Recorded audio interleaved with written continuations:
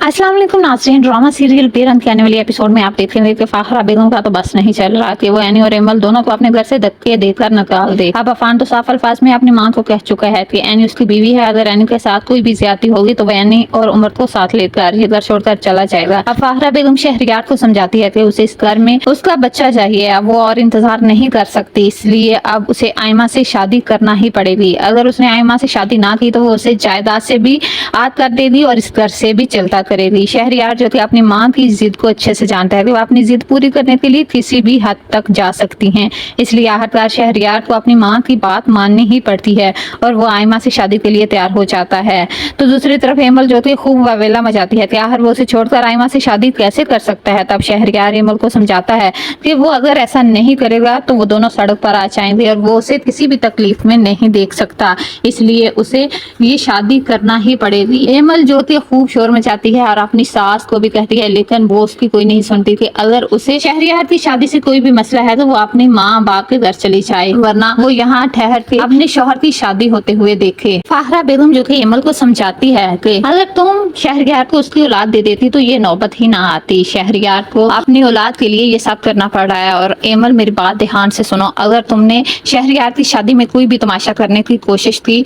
तो शहरियार जो कल तक इस शादी के लिए इनकार कर रहा था और मेरे कहने पर वो ये शादी करने के लिए तैयार भी हो गया, अगर उसे मैंने कहा कि वो तुम्हें तलाक दे दे तो वो तुम्हें तलाक देने के लिए भी मान जाएगा, इसलिए सोच लेना कि तुम्हें शहरियार की जिंदगी में रहना है या अपने घर वापस आना है। तो दूसरी तरफ आप देखेंगे कि आयमा और उसकी माँ तो बहुत ज्यादा खुश होती हैं कि आखिरकार वो अपने प्लान में कामयाब हो ही गई। अब जबकि शहरियार की शादी आयमा से तय हो चुकी है तो अब फिर से वो मनसूबा बंदी शुरू कर देती है। तब आयमा की माँ आयमा से कहती है कि सबसे पहले तुमने एमल को धक्के देकर इस घर से निकालना है और उसके बाद बाजी और एनी को कहती है ना, जिसके साथ एहसान करो उसकी शर से भी बचो। फाखरा बेगम के साथ भी यही होने वाला है। वो बहन और बांजी जिसे वो आप तरस खाकर अपने घर लेकर आई, उन्हें ऐशो आराम की जिंदगी दी और अपने बेटे के साथ शादी की, यहाँ तक कि अपने बच्चों की मुखालफत मोल ली, लेकिन वही बहन और बांजी उसे धक्के देकर इस घर से निकालने का सोच रही हैं।